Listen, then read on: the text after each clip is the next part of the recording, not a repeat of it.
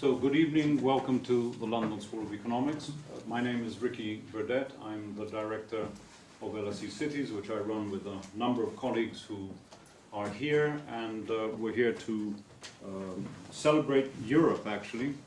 Remember that, those in this, and we will be launching a publication. I'll talk a little bit more about it in a second, called Old Cities and New Ambitions. And Ben, why don't you hold up a copy of the cover, and we'll talk more about that in a moment. I'm welcoming those of you who are here in the flesh in this beautiful room. Please note that we are in a lecture hall with daylight, right?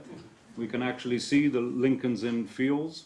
We can see trees, we can see the sun in this beautiful building by Grafton Architects, the last of the new buildings built here. And welcome to those of you, I think over 160 joining us internationally virtually. I'll come to the process of the evening in a moment, but the hashtag for today's event is at LSE Europe, so LSE, then capital E for Europe. Put your phones on silent, please. Of course, you can use them to tweet. And just remember that the event is being recorded and will be made available as a podcast in due course. We are celebrating tonight this one thing, that which is Europe. And it's important that the LSE and London itself are really celebrating this extraordinary long-standing partnership we've had with Europe. And, you know, despite the uniquely misjudged concept of Brexit, you know, it is interesting, and Ben will talk about this, how Europe's cities have remained actually close over the last 4 or 5 years and open. These are very, very important concepts and words there. And I remember with Philip and others that when we started LSE Cities a number of years back, the dominant, inspirational mayor was Pasqual Maragall in Barcelona. So we're talking about some time back. And he talked about this concept of the Europe of cities. I mean, incredibly powerful concept, which I think still today underlies many of the things we're going to be talking about today, so that's important. So as I said, we're here to launch this new publication. Those of you who are here can actually take a physical copy with you. If you haven't, take one on the way out. For those of you who are attending virtually, you can download it on the LSE Cities website from this moment on.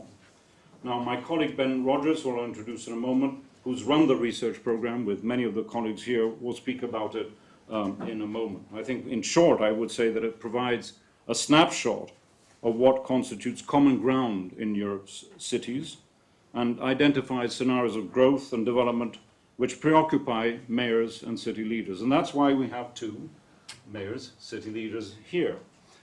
Mayor Mohamed Ridouani from the Belgian city of Leuven, and Annalisa Boni, who is the deputy mayor of the city of Bologna in Italy. They will be responding to Ben very much from the point of view of what's it like being out there and running the cities and the difficulties.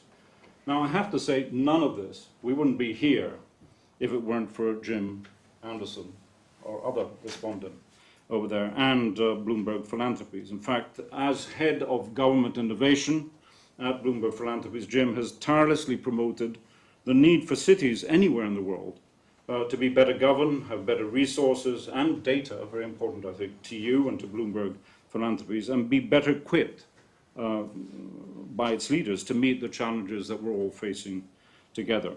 And I have to say, the investment made by Bloomberg Philanthropies around the world in universities, in research and cities is really quite extraordinary. And we've been lucky to have him and Bloomberg as a friend and partner here. The format of the evening is very straightforward. As I say, Ben will give a sort of 15-minute presentation summarizing the findings, what's in the document. I will then ask Jim, Mohamed, and Annalisa to respond to some of the key questions they have in looking at the document and the work that is there. We'll have a little chat between us here, and then we'll open up the questions to you. We'll have a Q&A with those of you in the room. I think we will have some questions in the Q&A, so those of you who are attending virtually, please send your questions in the Q&A chat box, and we will read out some of them, particularly the short ones. And that also applies to you here. Please, when you have a comment or question, please tell us who you are, if you're happy with that, and keep your comments really quite short. And you don't need to wait for a microphone, because you have a microphone in front of you. Is that right, Emily? You do wait for a microphone. You do wait for a microphone. Okay, so I was wrong. You do have to wait for a we will continue until sort of roughly close by something like 8 o'clock. So that is the format of the evening, and I'd like you to help welcome our wonderful guests from around the world and ask Ben Rogers to come to the stage. Thank you very much. Thank you.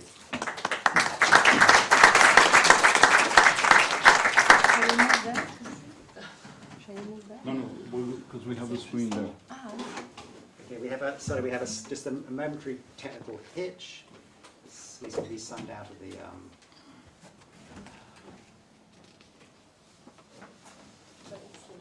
Well, yeah, I can begin by talking.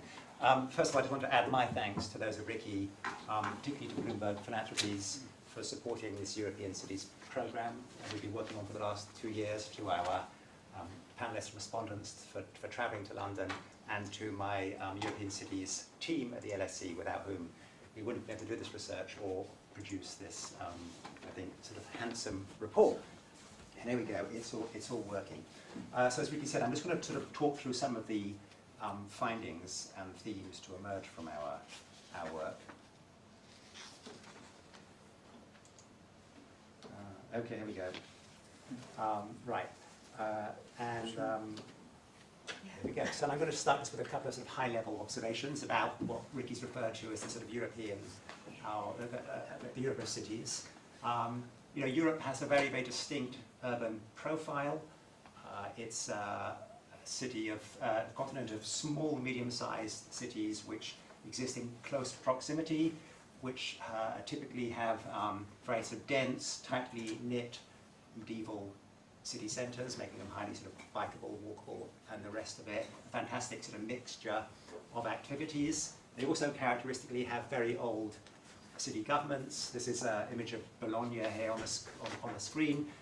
Its city government, the Comunale, has been running for 1,000 years. But Ravenna, likewise, I think its city government goes back to the 1300s. And this means that these cities have an sort of extraordinarily sort of rich and developed civic culture, and I think a proven capacity for innovation. More recently, they've benefited over the last sort of couple of generations from the sort of transition from an industrial to a service and knowledge economy, from the democratization of Europe, and from the integration of Europe's sort of economies and political structures under the EU. And I think we can tell a story about the way in which, you know, Europe's nations have sort of declined in power, declined in their economic power, declined in their sort of military power. But Europe's cities, in a way, they've retained and perhaps augmented soft power. I mean, they have an extraordinary ability to attract tourists, students, migrants, investors from around the world. They're recognized amongst urbanists as being sort of leaders in urban innovation, and they've often played a leading role in developing urban networks. So, you know, in lots of ways, a good story to tell. But of course, Europe's cities also face huge challenges. Some of these are sort of generic, common to cities around the world. Some are more particular to Europe, but they all have a sort of distinctly European profile, whether it's sort of, you know, climate change or growing inequality.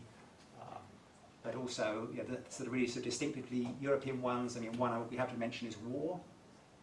You know, we're going to be at some point, we hope, in Ukraine, helping Ukraine rebuild its cities. That will be a sort of, you know, on a scale that we haven't seen since the Second World War. Related to this, you know, challenges around migration, and I think sort of particular sort of set challenges as well, which Edgar Peterson writes about in our magazine, about, you know, European cities needing to sort of come to terms with their colonial past and you know, change the sort of terms of relations with cities, particularly in the global south. So a sort of series of sort of big challenges. So as Ricky said, we've been very struck by the fact, and the reason that we're here is because there isn't a major academic centre focused on understanding developments in cities or helping cities address these challenges and make the best of the opportunities that they face. So I'm just going to talk about the work we've been doing for the last 2 years, and this really falls into sort of 3 distinct but related currents. So one is a sort of knowledge hub, which gives us a snapshot of Europe's cities as they are now. One is post-growth, looking at not just where cities are now, but where they might want to go and how they can get there. And the third is just looking at how we can help build the capacity of Europe's mayors and Europe's city governments. So the knowledge hub, we've kept the data for 162 cities, roughly a fifth of Europe's population. We've explained the criteria here, so all capital cities of every European nation, and then largest cities of over 200,000. Currently, as I've said, this is right now a snapshot, but we want this to be live. We want to keep refreshing this, and over time it'll move from us being a snapshot to being a sort of film or video. We'll be able to track changes over time and perhaps understand what's driving those changes. So I'm going to just talk about some of these. We looked at things like, we looked at leadership, we also looked at transport and housing, we've looked at capacity, we've looked at climate change. As I say, I'm just going to give you a few headlines from that. So now we think it's important to know who's leading Europe's cities. We've captured some of this data here. It's not a great story when it comes to diversity, I'm afraid. Less than a quarter of Europe's cities are led by women. I think only, is it 4%, 7 are led by people from an ethnic minority background. 3 of those are in the UK, and then we've got 1 in Mayor Rudani here. So that's not a great story for sure. Please, the UK is doing better than most. We've got a long way to go. We also looked at the background of Europe's cities. Not surprising that 3/4 of the mayors have got a degree from university. More surprising that 20% have got a doctorate. I'm not sure whether that's a good thing or a bad thing. We also looked at their disciplines, what they'd studied. Political science and law are well represented. Urbanism and architecture, I'm afraid to say, Ricky, are less well represented. I'm not sure what we can do about that. About 65% of Europe's city leaders are directly elected, and the huge majority have been in power for less than 5 years, which I think it makes the case for why we need to really sort of focus on their capacity and get them early. We often think, we might expect that Europe's cities are sort of are led from the left, they're radical places, and Europe's cities do lean left, but actually their centre of gravity is very much in the middle of the political spectrum. There were this interesting group of mayors to the right, who it's hard to place on any sort of clear political spectrum, and I wonder whether we'll be seeing more of those, quite possibly. Climate change. So we've been collecting data on climate change. And as I said, in lots of ways it feels as if Europe's cities should be well positioned to tackle climate change, to reduce carbon emissions. After all, they're dense, they're cyclable, they're walkable, and so on. But actually it's rather a mixed picture. A third of cities in our sample of 162 have declared a climate emergency, but only a third have set a third have not set a neutrality target. A quarter have an outdated climate plan. 5% don't seem to have a climate plan at all. So that is something to be working on. Most belong, in fact, a large majority belong to at least one climate network. I think the majority belong to more than one, and then there's a sort of core represented here of sort of super network cities. Many of these are in Northern and Western Europe, but by no means all. So that Southern and Eastern European cities, some of them are really active in these climate change networks, and some of them are sort of super networks. We wanted to develop a sort of climate ambition index, which would allow us to understand, how cities were doing in terms of which ones were leading the way on climate, which ones are struggling, and then perhaps begin to understand, what the factors were, which might explain why some are embracing this and some are finding it harder. So we came up with a combination of measures. Here they are mapped, so darker ones score less well on our climate ambition index. The really strong performance are the sort of Scandinavian ones, perhaps no surprise here. But in every region, there are those who are doing well, those who are really ambitious and those who are less ambitious. And one, I think, interesting finding was there was no correlation at all between the size of a city and its climate ambition. You might have expected that the big cities would be more ambitious. That is not the case. We also looked at powers and capacity. Measuring powers and capacity is really, really difficult. The devolution regimes are very different across European cities. I mean, across European nations, rather. In some nations, cities have a lot of power. In others, they don't. And then, of course, they have very different structures. Some, like London, have 2 tiers. Others, all the power is concentrated in a single authority, and so on. So it wasn't easy to do, but we had a go. What we found is, on average, city administrations spend about 3,700, 4,000 euros per year, but this sort of varies hugely across regions. It's much lower in Eastern Europe. But then it's not, again, a clear regional pattern. It's much higher in Italy. I think that this reflects partly just the sort of cost of living and what a euro will buy you in Eastern Europe versus Western Europe, but it's partly just about the sort of the power, the tax-raising power, the revenue powers that some cities have in some nations and not elsewhere. We find similar differences when it comes to workforce, the number of employers that each city government has. So 22 in average per 1,000 inhabitants, but 35 in Northern Europe versus 4 in Eastern Europe. That is a very, very striking finding. We also, lastly, looked at where cities were when it came to units dedicated to data, research, and innovation. About half of the cities in our sample do have units. These, interestingly, are most common in Southern Europe. Hooray for Southern Europe. Only about 10% of cities have a chief innovation or digital officer or similar. Many of those are in the UK. I mean, that might be a tribute to the work of Jim and his colleagues in government innovation have been promoting chief digital and innovation officers, perhaps particularly in the UK. So finally, we talked a bit about, I talked a bit about where Europe's cities are at, but we also wanted to think about where they need to go. So I guess the hub is about providing our sort of coordinates, and this work I'm about to talk about now is providing a sort of compass. We wanted to think about, what are the big themes that cities need to address? How do all these different things we've been talking about connect together? What's the sort of framework for moving forward? And we heard early on from cities that we spoke to that there was a sort of growing interest in sort of moving beyond a focus on GDP, moving beyond a focus on sort of just economic growth at almost any cost, and thinking about how European cities can advance more substantial values around respecting our the environmental limits, living within planetary boundaries, tackling inequality, promoting democracy, deliberation and well-being. This is a very live and increasingly live agenda. This is very much a sort of global movement. There's been interest around the world in going beyond growth. The Limits of Growth report, published 50 years ago, is seminal. There's a sort of longer tradition, that I associate with people like John Stuart Mill, have always understood economics as being part of a broader discipline about the good life and the good society. It's connecting with that, and post-growth critics recognise the great value that economic development has brought to us, but also want to underscore some of the sort of drawbacks of pursuing growth in a sort of perhaps rather uncritical way.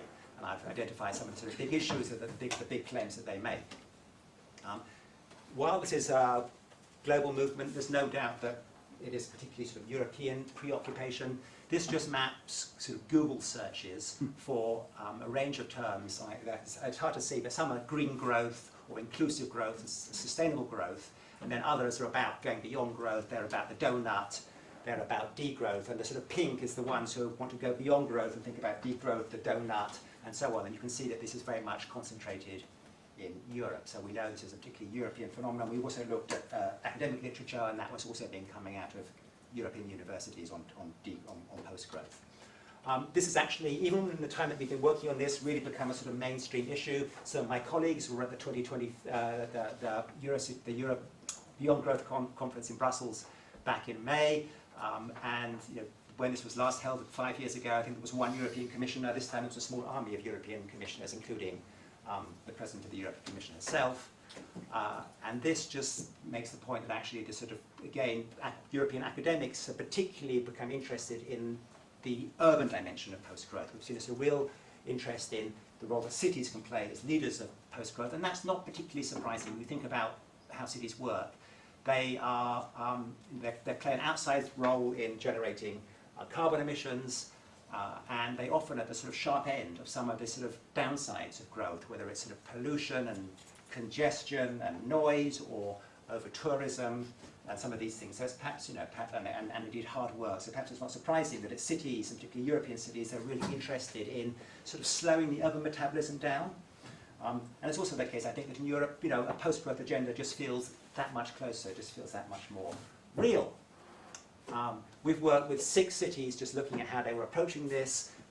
There certainly isn't a sort of one-size-fits-all. Some of them have really sort of embraced this in a very public way. Some of them are working perhaps slightly more sort of quietly on it. Some it's being led from the centre, some it's being led from individual parts of the city. But one thing we did find is that they really appreciated our role in bringing them together. No one else was doing this and helping them sort of develop these things. And this is really hard. They all talked about how exciting it was, but also how difficult it is. It's about sort of working across silos. It's about thinking and working in new ways, engaging citizens in new ways. And I think lots more to do in terms of just supporting European cities as they sort of go down this path. And that does bring me to the sort of final section, which is just sort of thinking a bit more about the sort of capacity needs of Europe's cities. You know, and we can think about capacities being made really of sort of 2 things. I mean, one is just about the sort of resources a city has, the powers it has, but the other is about the sort of the softer stuff, the sort of skills, the structures that a city has. And it seems to us that both are very, very important.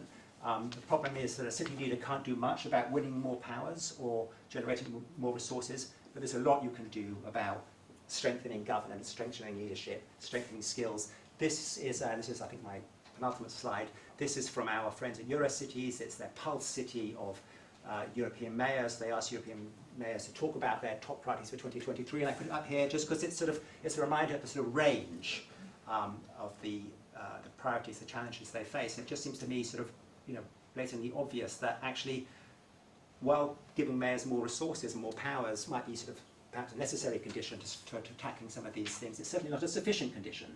They need to be able to sort of marshal these resources, use them wisely, generate the data, create the partnerships. And this is a sort of, this is an agenda which I think is increasingly moving up the European agenda. I think suddenly, even the time we've been around, European city leaders are really talking about some of their capacity struggles. This again is from the EuroCities conference just last month, where they asked the assembled audience of European city leaders what would most empower them, and it wasn't money. Yeah. I mean, I was amazed. It wasn't money. It was increased administrative capacity and skills, and we think this is an area where universities and philanthropic organisations and networks represented here can really help and be active. So I think that's it. I mean, just to say, that we of course, we're urbanists. We love Europe's cities. We're excited about their future, but they face massive challenges, and they particularly, I think, really need to work on their capacity. Thank you. Thank you very much.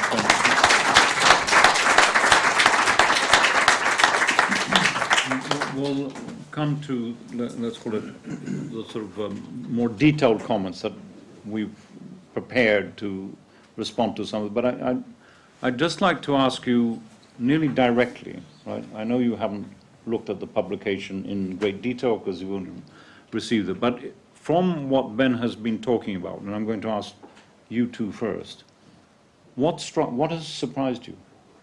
What's the one image graph finding which you actually didn't think was the case? I'm just intuitively, doesn't have to be detailed. Annalisa. Well, first of all, having it all there, Yeah. it's really nice. Yeah. So I want to be honest, I didn't find anything super new because I'm in there, in the how do you say, in the soup, we can say that. So, but having it in front of you, it's extremely useful. It's extremely useful, and I really want to thank you all for putting that together and for having this program, because in a way, what I like about it is that you are managing to not only work on cities, because that's what normally universities, academics do. Even the European institutions, they look at us, you know, what happens in city, what we do and stuff like this. But you also work with cities directly, and that's what we need to move the governance, the European governance towards. It's like giving cities a seat at the table, you know, that is adapted to what we do. So in terms of the report, I think it really captures all the things that are needed to be said: capacity, decentralization, you know, the photography, the priorities. It's there. It's all there. So for me, it's really like. We'll come back in a moment to the issue of networking. You know, not only what a city does, but how one learns from each other. Because of course, you've been at the heart before of one of the major networking organizations, Eurocities, in your previous job. But again, Mohammed, same question to you. What did you see? Maybe you're going to say it's all obvious to you. Did you see anything particularly new, shocking, or boringly obvious? Well, obviousness is shocking in that sense. That, as Anna has said, you recognize so many things that it makes you wonder. As you see, city leaders today try to break silos within their cities. Many of them are doing so successfully. But I think you see the huge potential to break silos between cities, over borders, because so many things that we share, the challenges that we face. So having you supporting us and having forums where we can share the burdens and the strategies, I think that's a huge potential which is in there, and that struck me.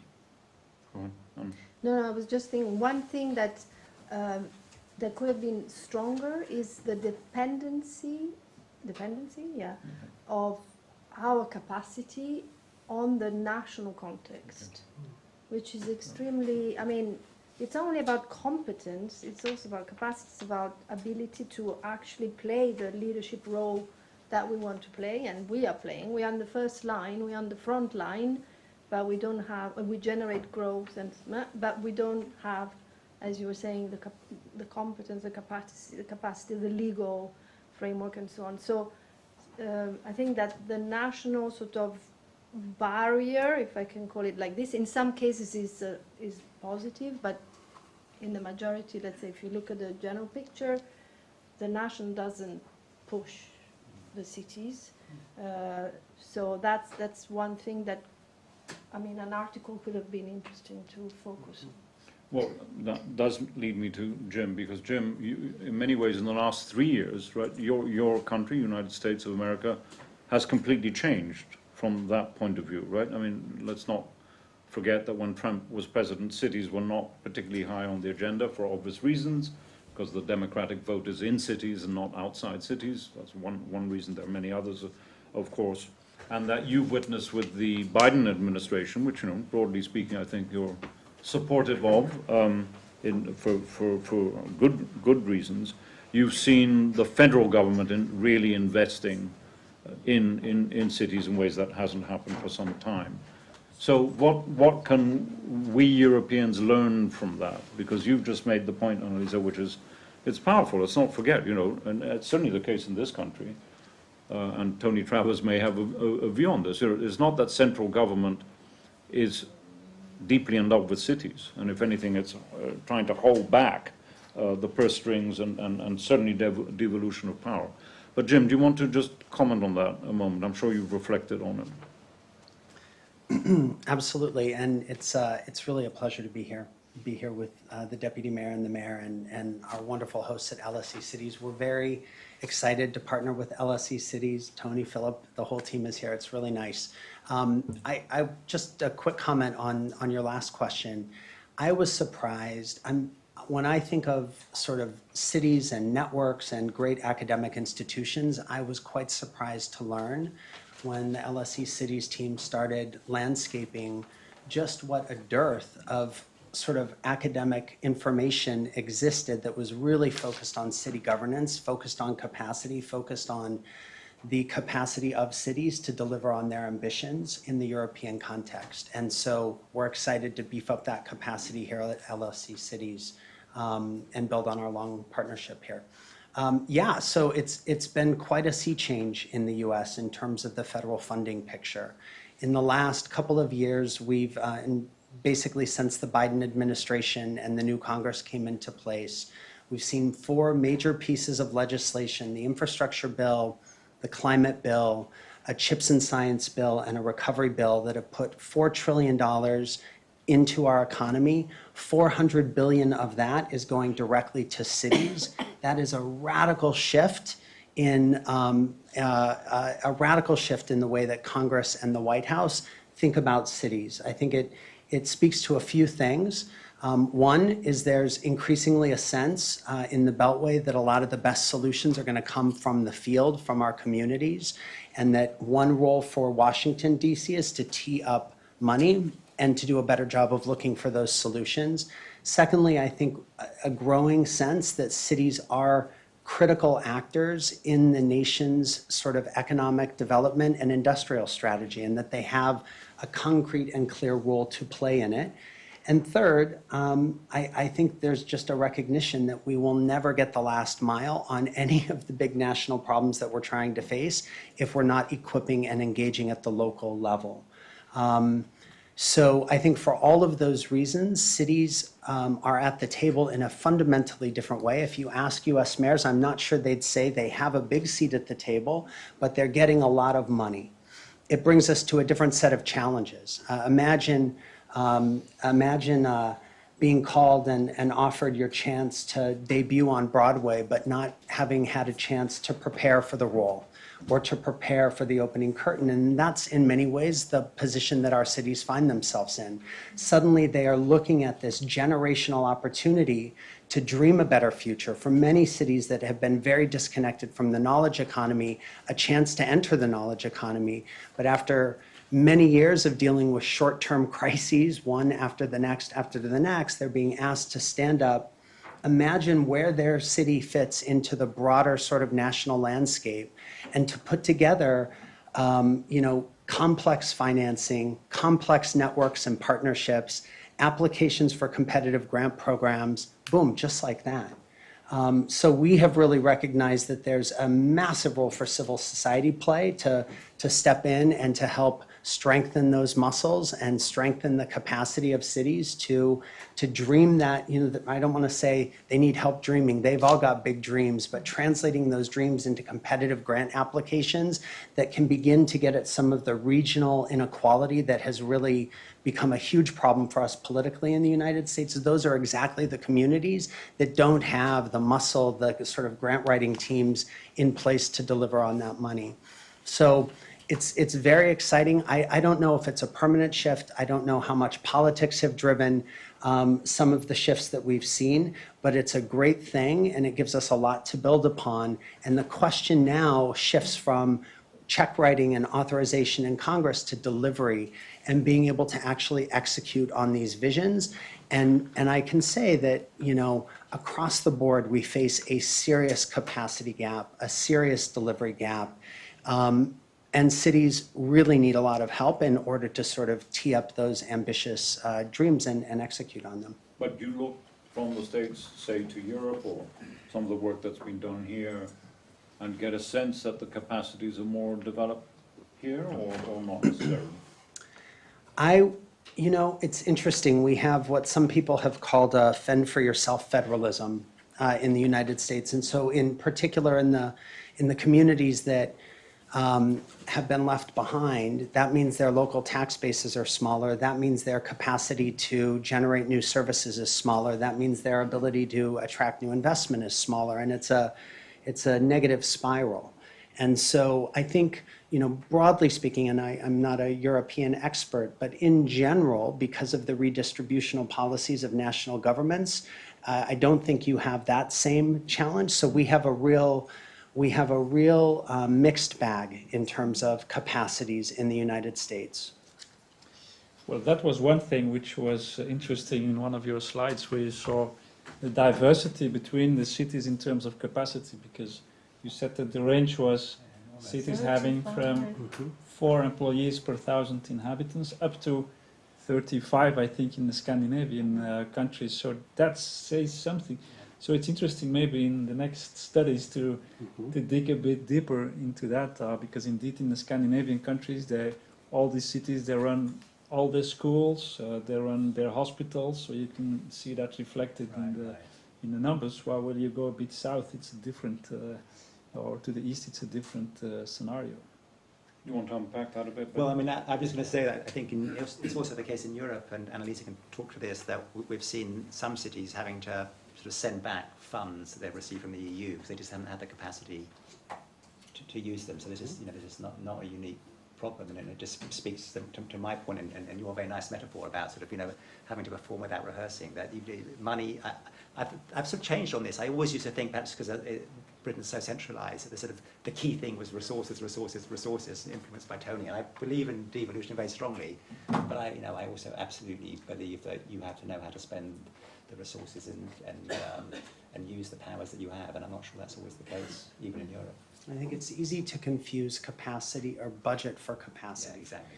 And they're really different things. And, I think that focus on climate ambition is really important. We see a lot of cities and a lot of local leaders with very ambitious statements, sometimes ambitious plans.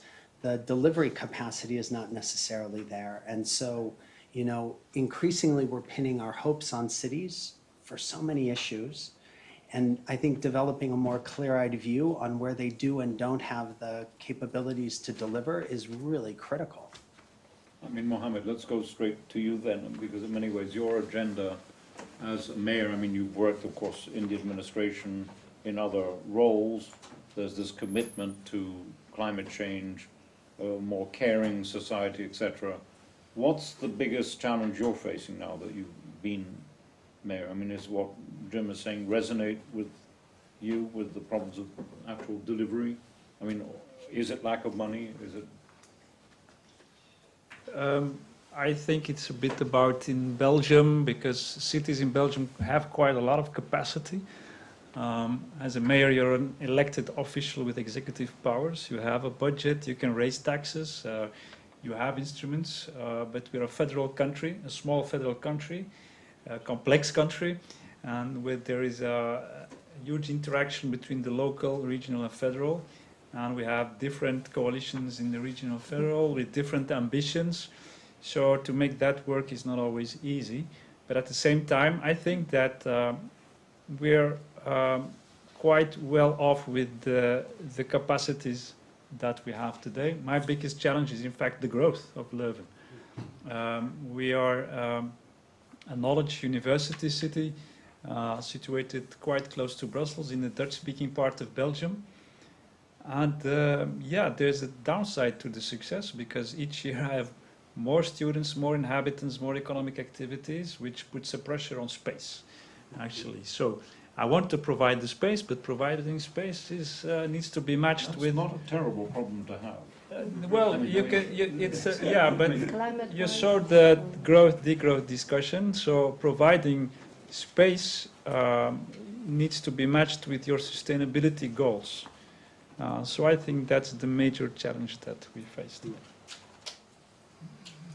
I mean, I only to say that this is something which is in some ways perhaps quite unique to Europe, and it is a nice problem, to have. But I mean, we're enthusiastic, I think, just about the idea of city governments just becoming a sort of bit more deliberative, and a bit more deliberate about the sort of growth that they want. And you see this very clearly in Amsterdam and elsewhere, where they're saying we love having tourists, we love the fact that we've got this incredible heritage that people want to enjoy, but but we've also got to find a sort of new way of sustaining the tourism with the well-being of city residents and the quality of life of city residents, and that is a problem that lots of European cities are facing. But I mean, if you didn't have that investment or that growth, or more students coming, you'd have the opposite problem that Eastern European cities maybe are suffering from, which is far more difficult to deal with than you have too much space and too much empty Much space. more This is happier a in this American position. problem. That one? Much happier to be in that position Yeah. of the growth. Yeah. But in terms of the delivery side, sorry, you were saying that it was an important point you made. You don't feel that, certainly in your cities, the Belgian context, that capacity is necessarily the problem. In the bigger cities, it's not the number one issue. But we also have very small entities, small cities, that cannot cope with the complexity of regulation of today, with the evolutions of today, and they are struggling. At the same time, they want to keep their autonomy. So we have like small communals up to 10,000 inhabitants with their own mayors and their own councils, their own budgets. But in fact, they're not able to cope. They're not able to attract the right talents to do the job that is needed. But I think that speaking for Belgium, if you look at the city levels, which are a bit bigger, I think the dynamics are in fact happening more there than on a higher level. And Annelies, are you? Go ahead. No, I think we are not in the same, we are two sides of the same continuum. I mean, I In think what way? I mean, we are on the other side. I think Italian cities lack the resources and the capacity to basically not to deliver the main services, because these you can more or less do, but it's more like going up, the gears and being innovative. If you want to be innovative, you have to find other ways to fund that, jump, let's say. So you need to, of course, European funds are fundamental. They allow you to to propose new types of services, new ideas. Basically, you are a 500 and you want to become a Ferrari, but for the difference, you need to find a way, because the sort of institutional framework doesn't allow it. And that's where you need to start changing the governance, you need to start changing the way you work inside, you need to basically adapt your quest for different supports and so on in other ways. You have to be creative, basically.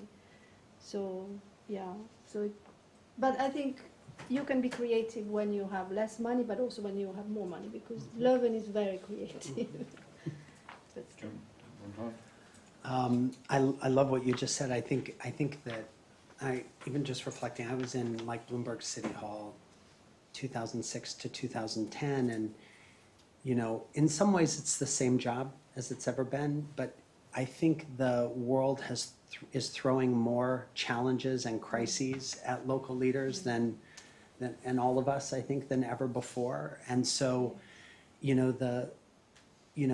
generally I'm not speaking when I talk about capabilities about like the ability to kind of do the basic service delivery, incremental improvements, that generally probably exists across the board. But I do think the task for city leaders today is around agility, responsiveness, detecting emergent needs, sifting the signal from the noise, allocating resources from diverse places in nimble, quick ways. The procurement speed that we saw during the pandemic, was shocking. It's like governments can move money fast when they need to, but we quickly revert to very slow, very sort of compliance-focused in procurement processes, rather than procurement as a strategic resource, as a driver of social impact. So there's a lot of, I think, opportunity to beef up those, what you could call an innovation toolkit, an agility toolkit. Everybody calls it different things in different places, but I think right now it's a little bit catch can. What's that expression? It's very random, and we don't see national governments doing innovation capacity investments in their localities. Most city governments are just left on their own to develop this skill set and toolbox on their own. One of the thrilling things about a number of the legislative actions taken in Washington that I referenced before was that our Treasury issued guidance that said that US cities could allocate some of those funds to build data and evidence capabilities. Our advocacy partners worked really hard to get Treasury to sort of articulate that and to make clear that those were flexible funds that could build that critical data and evidence capability that, of course, undergirds so much good work it's important, but very few cities have really taken the federal government up on it. So again, I think it's pretty schizophrenic the way that these skills and tools are present in cities. Ben, did you find? No, I'm struck by the sort of asymmetry between the private sector here. I mean, the private sector invests huge sums. I mean, it's successful for private sector businesses. Invests huge sums in sort of developing the leadership capacity of their sort of C-suite executives. You know, and if you're working for one of those big companies, you go away on sort of week-long workshops endlessly, and you know, and it pays. And it's just in the public sector is seen as sort of being, you know, sort of indulgent. You know, and there's some politics around this, which makes it very hard, I think, for mayors to be seen to be going off and spending. And I mean, I know you do this with your Harvard program, but you know, it's hard to persuade mayors that the public would accept that they can go away to New York or London for a week and learn how to be a mayor. Yeah, I think the first reaction of European mayors don't have time. You know, that's the first line when one talks. Well, I mean, that's quite true. a lot of us in this room. That is true, but I think that the local level should get much more attention than it has today. It needs to get stronger, more professional, more forceful, and we need to get more leadership in there. Because in fact, almost all policy starts locally and ends locally. So all issues around poverty, climate change, disease, cohabitation, all these issues erupt locally. Look at what happened in France with so that's where let's say the symptoms erupt. And when there is legislation, in the end, it needs to be implemented locally. So the circle goes around. So it needs to get much more attention. In my opinion, in fact, it is coming, because if I look at Europe, I see that the local level is becoming more and more important together with the European level.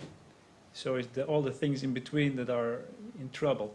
But I think that these two levels should be reinforced even more, and there should be, how to say, the interaction should get. So I tell that every time we meet with Brussels, that Europe should take the local level much more serious, because that's where you can really solve many of the societal issues.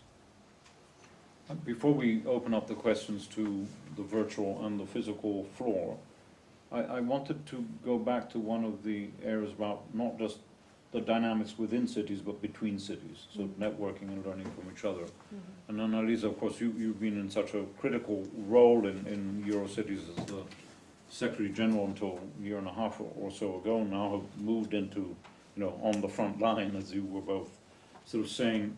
You saw that slide that Ben showed of I mean, how many networks were mapped there, but I mean, it was That was just the climate change ones. right, I mean, We could do the same. We could do the same for other sectors. I mean, can you reflect a little bit with us on, in terms, you know, blunt, do they work? What's, you know? No, they do work. I mean, I've been basically all my career involved in or with or even creating networks of cities or even regions. And I know very well the value of these tools, both for cities to, you know, even increase their capacity, because they get inspiration from other realities. They understand how a challenge is solved somewhere else. But above all, it's what you were saying, Mohammed, it's like the networks, at least the European, then you can also talk about the global, but you create this link between the local and the European more easily. And basically by getting together, you demonstrate that basically there are no borders at the national level. We've seen even with the refugees crisis or other moments where there are no walls, basically. Between cities there are no walls. The walls are the walls, you know. They are between states. They are not between cities, basically.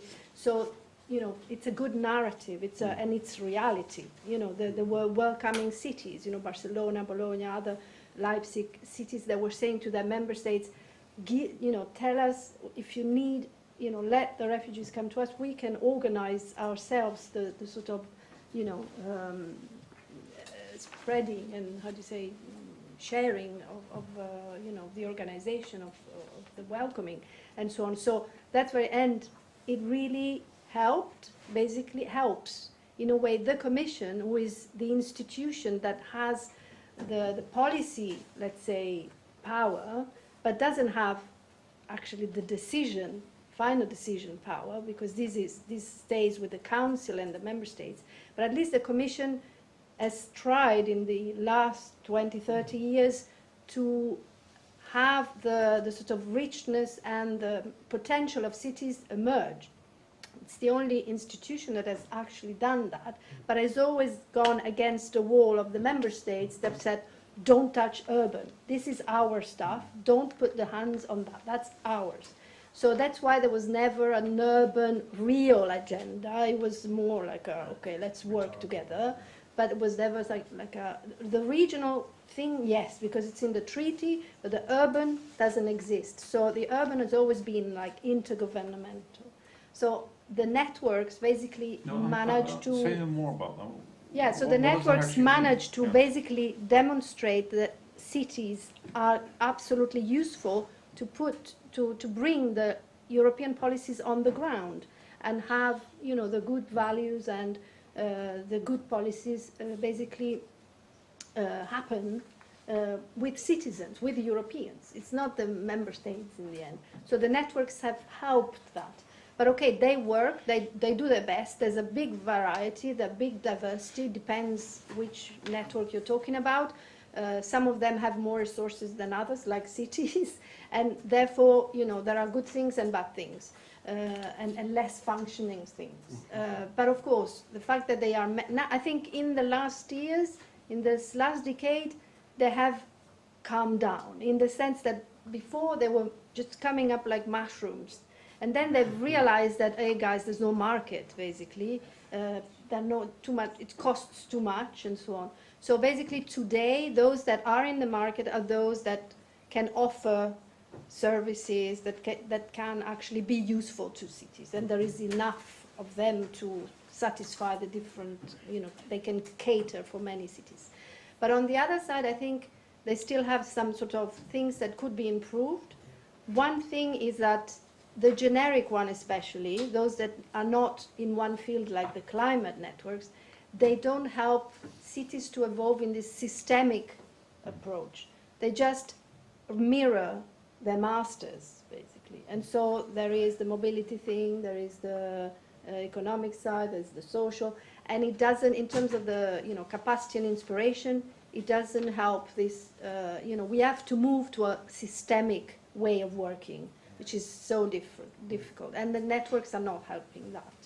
And on the other side, it's not nationally organized. Well, what I was saying before is that the national level is so influential in whatever we are and we can do that, you know, the European level cannot address that. So that there's no tailor-made, in a way, help from those networks. So they work and they work less.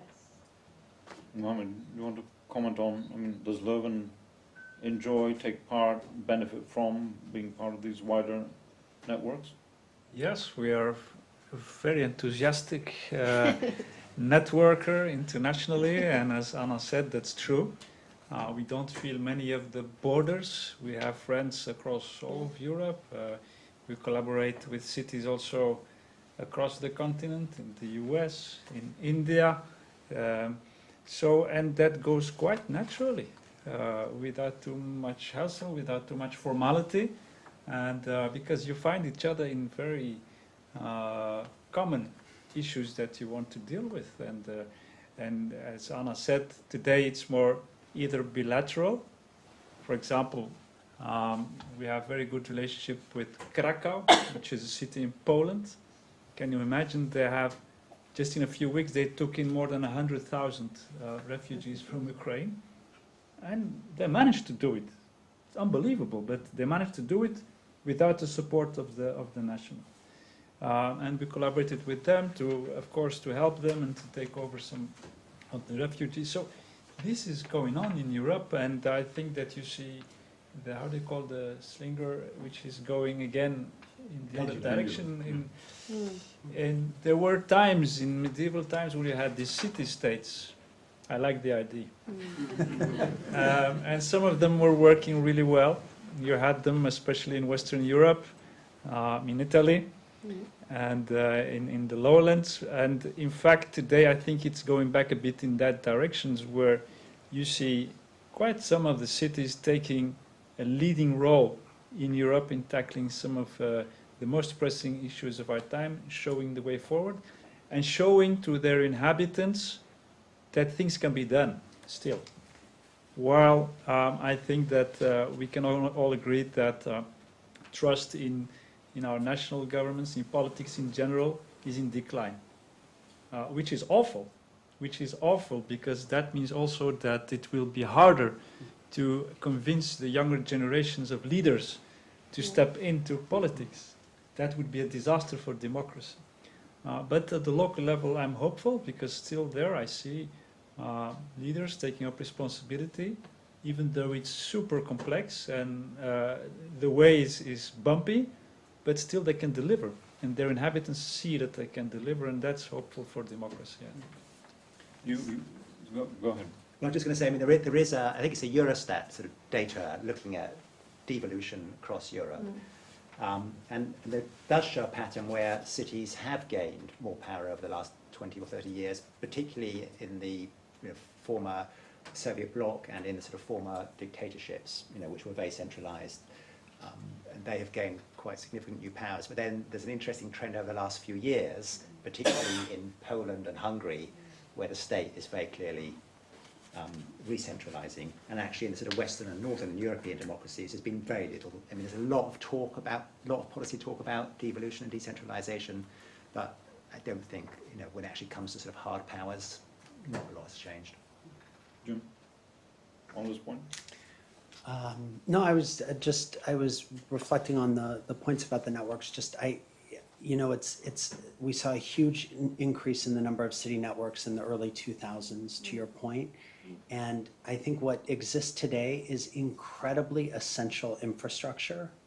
It isn't invested in every case as if it were incredibly important infrastructure. There's, I think, to Annalisa's point, some of the city networks have a lot of funding, have been able to upgrade their practices, really brought some science to the way that they share ideas, that they support their members, and many others, particularly in places where we really need stronger cities, are underfunded, under-equipped, and barely keeping their listservs together. The local government associations in Canada and Norway are extraordinary and provide extraordinary technical assistance and capacity building to cities. I'm not sure, but many, I think of the local government associations in Southern Europe are probably a very different story, and yet we need them. Okay, let's use the last part of the evening for a broader discussion. And maybe, Imogen, are there comments from or questions from around the world, or maybe around the corner? I don't know. Can you hear me? Okay. So we have Nalin from Sheffield, who was surprised by the degree of focus on well-being and degrowth or beyond growth in cities compared with the rhetoric from national governments. How do you think the circle can be squared? Would you like another couple? Yes. Yeah. How will civic infrastructure need to develop to ensure that humans can thrive in our cities in the future? That's from James Mark. Civic infrastructure. Civic infrastructure. And from Bobby Jewell, we have climate action is increasingly embroiled in culture wars and conspiracy theories. How do you engage with this or rise above it to deliver results? Right. So I don't know whether you want to pick up on Mohammed. If I can do some combination of the... Whatever you find interesting or offensive. I can do a combination as well. Yeah. So in Leuven, to take the climate action as an example, and the fact that indeed today in policy making you're confronted increasingly with polarization, with divide, because once you go into action, the first ones that you hear are not the ones that are cheering. You always hear the the ones that oppose you, that go on social media, and then get amplified in the classical media. So in Leuven, and also as a way to do capacity building, we wanted to be very ambitious on the climate policy. So Leuven is one, together with Bologna, one of the so-called 100 cities in Europe that strive to become climate neutral by 2030, meaning doing away with CO2 emissions, which are mainly caused by heating up the buildings and traffic. So that's the playing field. So we wanted to be ambitious, and how to get it done. In fact, we had to solve 3 questions. The first one is, in a city like Leuven, how can we harvest all the intellect that is there, the creativity, to try new solutions? Because doing it the old way does not work. So I need new kinds of plans for my energy policy, water and waste management, greening of the city, urban planning. So we needed new concepts, new approach. So how could we unlock that potential? Secondly, how can those experiments and trying out new things being scaled up and having all the major partners collaborate to do their bit of the share? Not only the city, we have a major university with a lot of patrimonium in the city, companies, etc.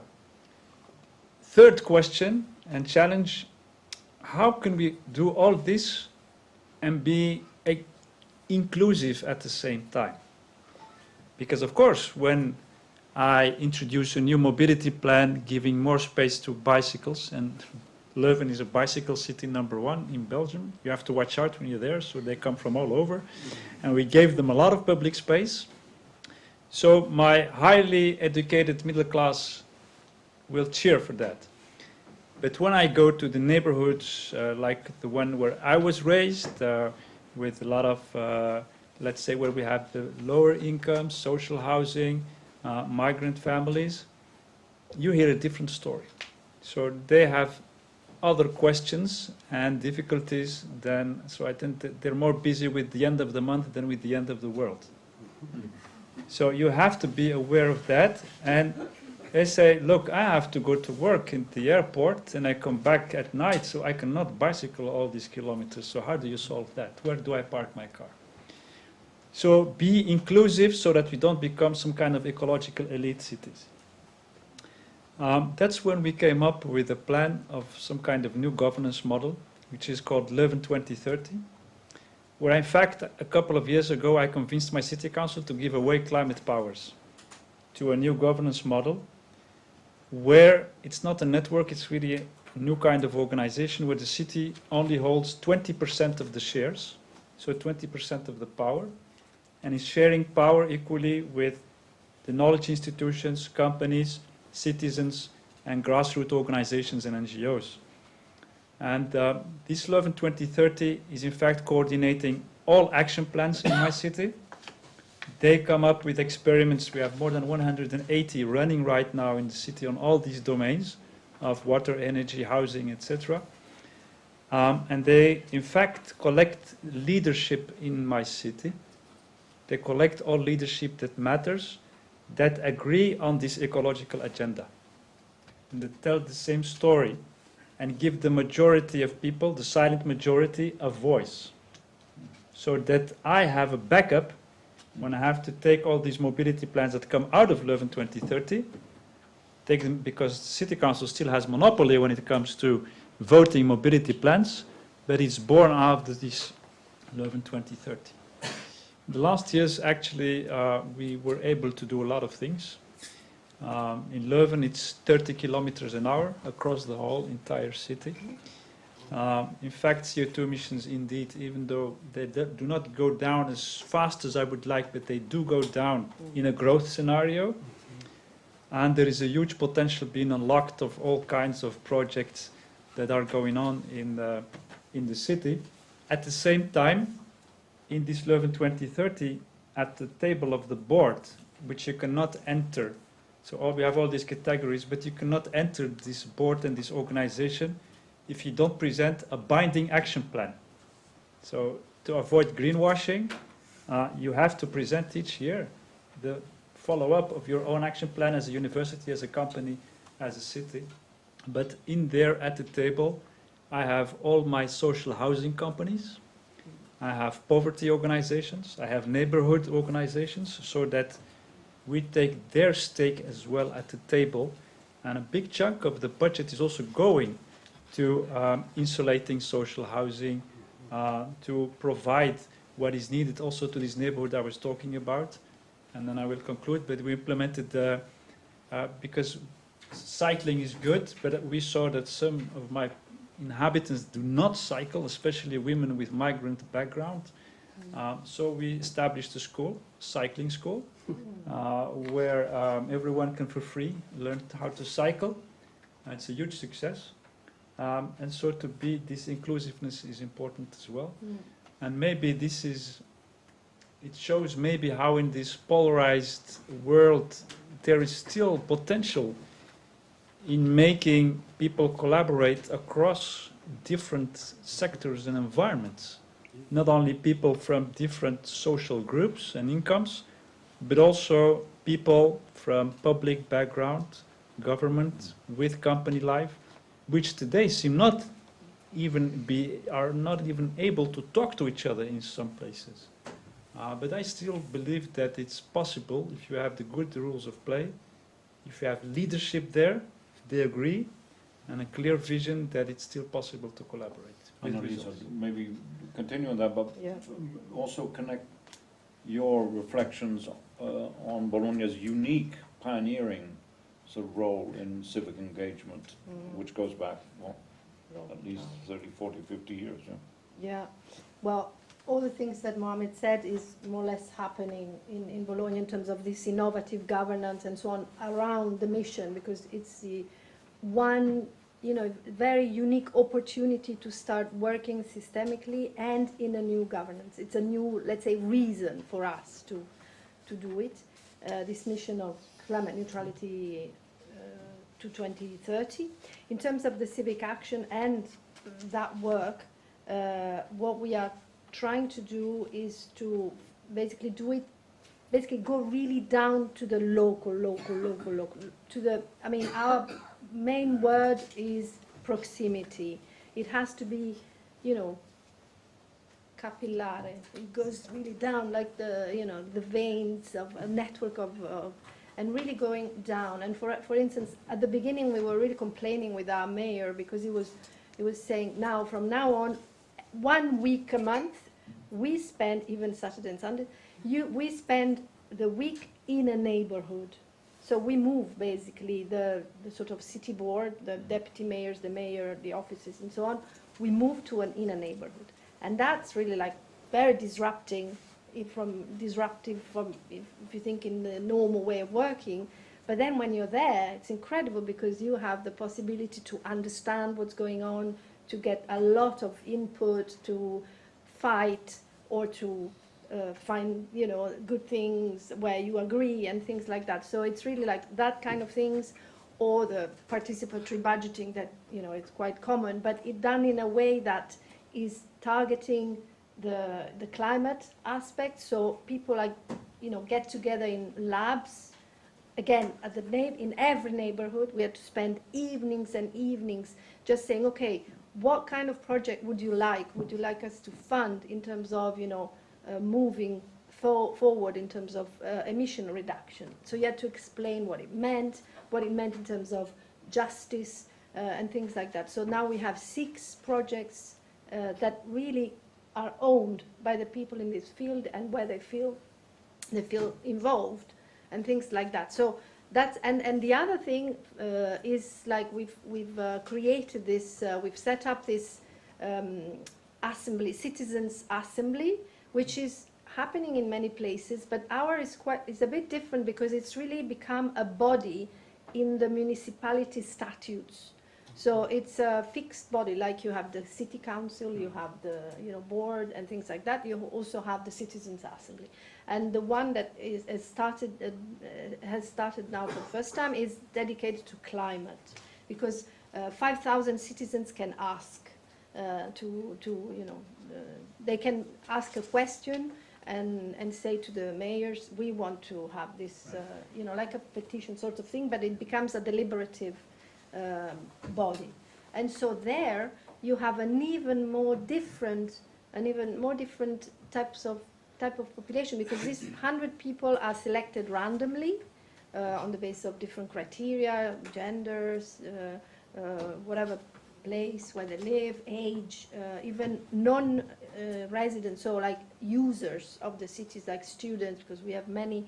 So it's not, now it's a sample, and we had more than 1,000 people that were invited, and 100 responded really very keen, and they are so excited to. And basically, now like 3 months they will be informed, trained, on the issues, and they will then do their own deliberation. But that's another way to go local, because there are people who have no clue about what we're doing, or what are the options, why some things could be good or other less good, or what they are missing on, or things like that. So it's really about going really down. That's a very clear message from, I think, both of you. Let's spend a few more minutes with questions from the room. Again, if we wait for a microphone to come round, I think there's a gentleman at the back over there. Microphone coming round. If you can tell us who you are and be brief, Carlo. Okay, then no Carlo. Hi, I'm Leanne Tritton. I'm the chair of the London Society, and I'm also founder of a comms agency called Media. I'm really interested in this capacity issue and attracting talent, and particularly with the sort of modern means of communication. We often work at the sort of hard end of seeing the abuse that not only politicians but also civic leaders and officers get if they're involved in local government in particular. So my question is, first of all, have you seen any evidence of good practice where you've been able to sort of support colleagues or attract better quality people regardless of that? And how do you get out of that sort of downward spiral? Because, as you're saying, you need to invest more in better quality people and capacity.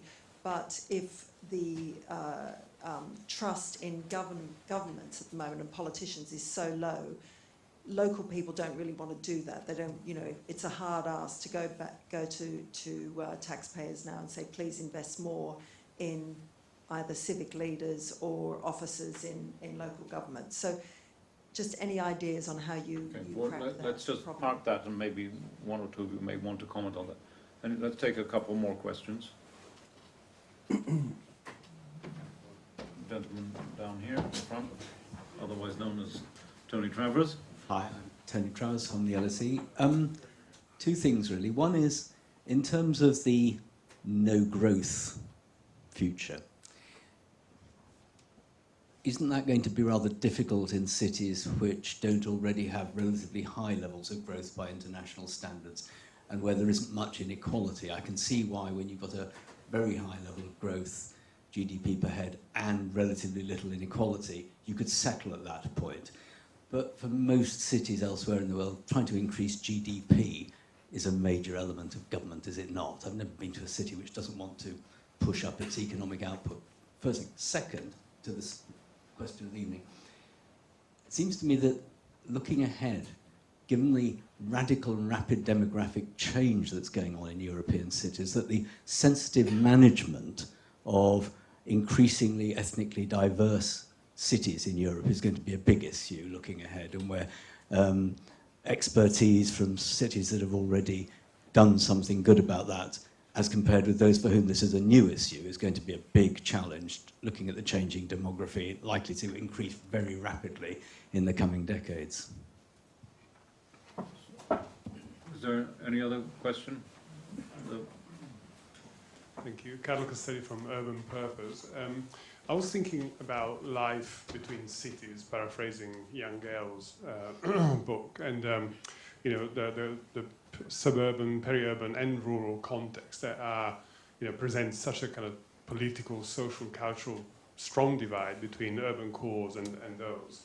Arguably have produced some of the most contentious policy or politics at the national level. I guess the split of power would be 48-52 roughly, but that's another thing. I was wondering whether you encounter the same issues, particularly think about policies and planning activities that are inherently regional, water, economics, and so on, transport particularly, and whether you feel kind of tight in your sort of shirts of governance or not, whether the boundaries are ideal or should be broader. So there's a question around planning, this last one. There's a question about managing diversity in cities. There's a question around the no growth agenda being disparate, then a question around effectively how do you attract quality people and what's the best experience. So each one of you pick one of those. So Jim, capacity, perhaps? Great. I'll cheat just a little bit and say the issue that you just raised, sir, is I think a top-of-brain issue in many places around the world. Certainly in the United States coming out of COVID, the lack of institutional capacity that supports not just regional planning, but regional innovation, uplifting ambition for food systems transformation, mobility system transformation, and having a mechanism that effectively engages across, in the New York metropolitan regional area, 780 localities that are part of the 8th largest economy in the world, and literally no governance structures that bring them together to invent together and to imagine a better regional future. I think it's a huge issue. Just briefly on the capacity point, as I heard them both speaking about their 100 cities climate net zero strategies, the community engagement piece, I think, really sort of rises to the top. What we see is incredible innovation and great new models of civic engagement and community engagement around policy making and innovation happening in cities all over the place. I think that's one very promising source of strength. Secondly, we're seeing a lot of cities shift to storytelling and away from some of the traditional sort of one-way communication strategies that have typified city halls in the past. In the US, I think I was Mike's comms director. This is a world that I used to live in night and day, and cities are so underwhelming in terms of their communications capabilities, and then we have no more local media.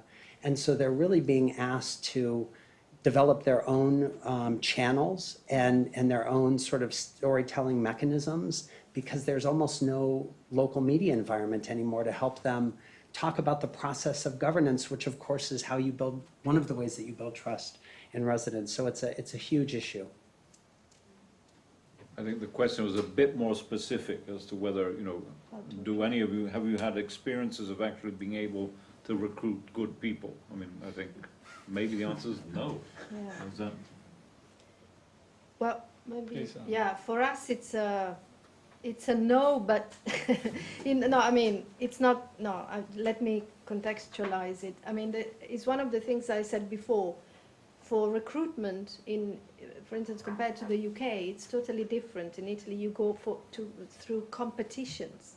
You can only recruit through competitions. In the past, because through competition it's so rigid, there were ways to attract different people through contracts, like fixed term contracts, but then they stopped that as well. And so basically, if you don't modernize, or if you don't adapt the recruitment system and the rules that are national related to that, we'll never be able to have a sort of official 3.0 or something like this. It remains 0.0. So it's like, how do we do that? And that's something on which we are, even our own HR is very traditional. I hope she's not watching. But she said, and you say, if you don't have an HR that is like thinking that way, how can you even think of attracting talents? But that's a real issue. So you have to find other ways to attract, and also the pay at the local level in Italy is terrible. So people go to other region or other types of agencies. So I don't want to sound hopeless, but so we are trying to change things, and basically we try to keep them in, those that are in, to basically nurture those that are there, invest in them, and basically keep them in for the interesting things and the purposeful things that can be done, basically. Just one other point I would add, from really from personal experience, is that you may have an ambition to get the right people on board. You may have the right individuals in power, but the procurement process. I mean, just if you try and make an application through a European, particularly Italian, institutional. I mean, you commit suicide before you get to page 97. But anyway, let's try and end with the two comments on the no growth. Ben. I mean, of course, in many cities, growth is an imperative. But I mean, I do think that there's a sort of economists have come to exercise rather a lot of sort of power, and I think the sort of let's just try and be a bit more reflective about the sort of growth that we want and what it should result in, and not always be accompanied by huge increases in inequality, which it often is, or by massive increases in pollution and environmental sustainability.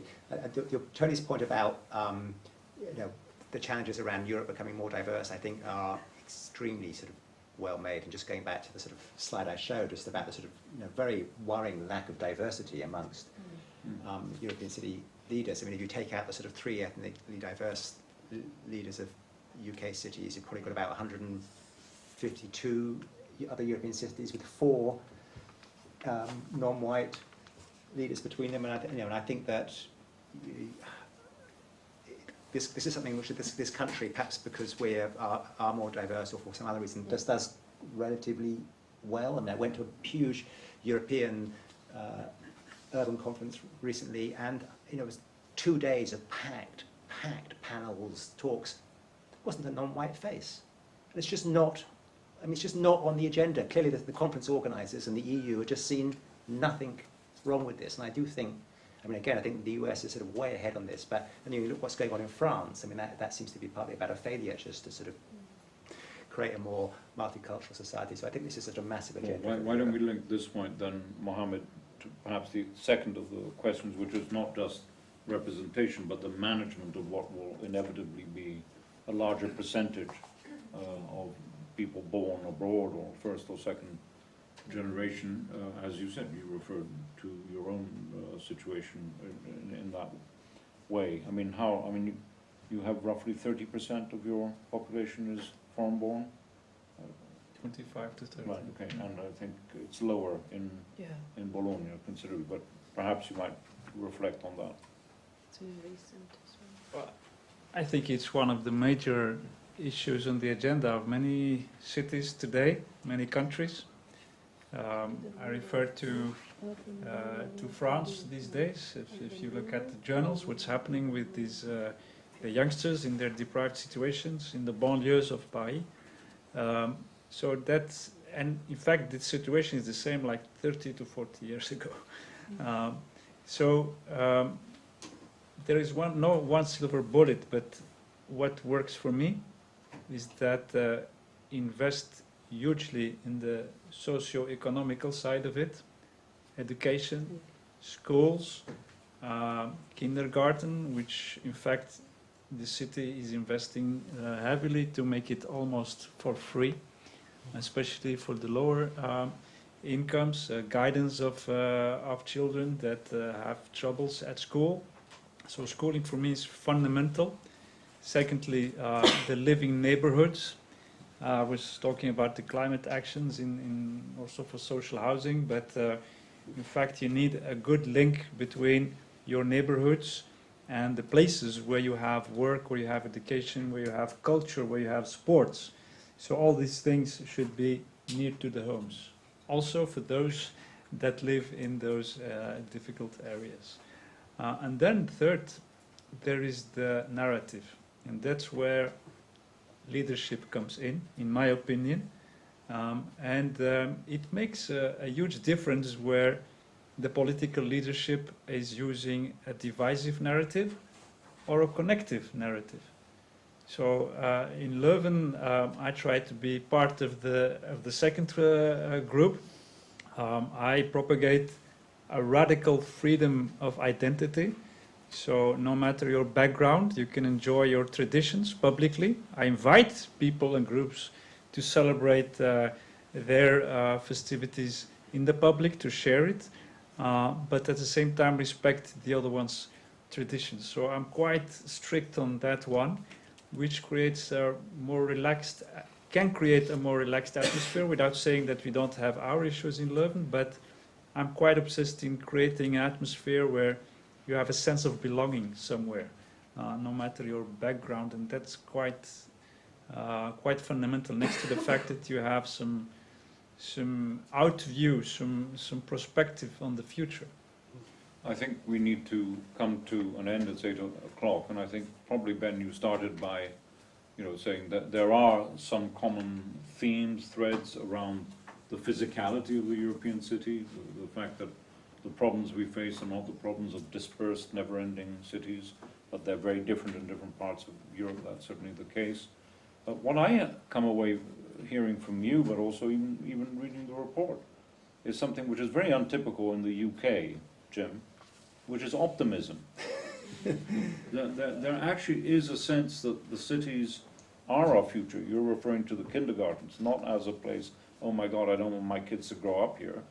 There are many cities around the world where people do feel that and want to move away. I nearly have a sense from all the work that you've done with the team, the interviews you've had with the leaders, the community activists and others, that actually, hey, this is a good place to spend the next 20, 30 years with all the problems that everyone faces. So I think, maybe that's my wearing rose-tinted glasses at the end of a sort of beautiful day in London, which is a rare thing, of course.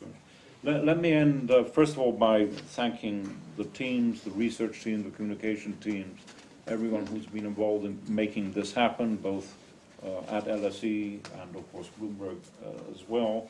I want to congratulate the design team. They're not here at Henry Works, on a beautiful document which has taken data and sort of presented it in such a convincing way. I want to thank many at Bloomberg Philanthropy, but Kathy in particular, Kathy Watts, for being such a continuous support for all of us. But will you join me in thanking all our speakers? Thanks very much.